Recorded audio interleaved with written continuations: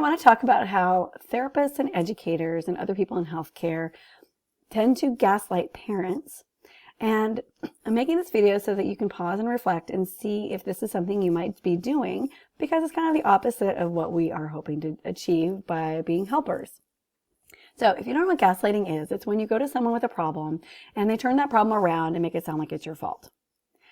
And in healthcare or in medicine, what might happen is someone goes in with a complaint and they have pain somewhere, or they're really fatigued or something like that. It's been, something that's really interfering with their life. And the doctor says, oh, it's just your anxiety. It's because you're overweight. And, it's whatever. It's a mental health problem. It's all in your head. And so the person leaves thinking, okay, this is my fault. I did something wrong and that's why I feel horrible. Yet they're also left without any solution. And so not only do they not have a solution, they may not actually seek other help, because to them, they've tried and this is where they hit this dead end and it's apparently their fault. Also, they just feel horrible. It's a horrible feeling when somebody gaslights you, because you do question your reality. So for parents, what might happen is that we might say things like they don't have good boundaries with their kid if they're coming with like behavior issues, or they spoil them. A lot of these things are said well before you know the parents well enough to even make statements like this. So just keep that in mind. We might dismiss their concerns and say, well, a lot of children do that. Now, sometimes that could be validating for parents. So it's not necessarily bad to tell them what's typical and not typical.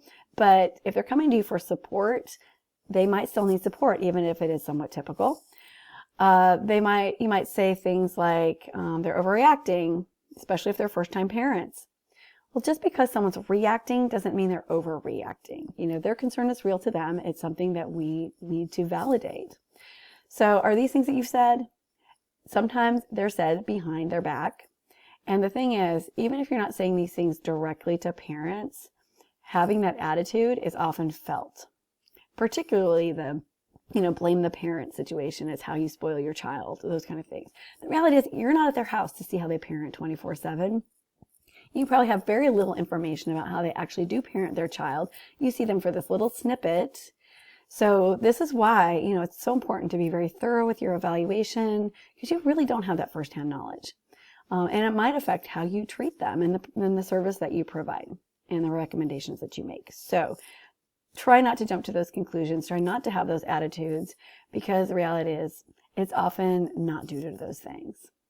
So I'm going to make another video about how we gaslight children, because that is very, very common among all adults.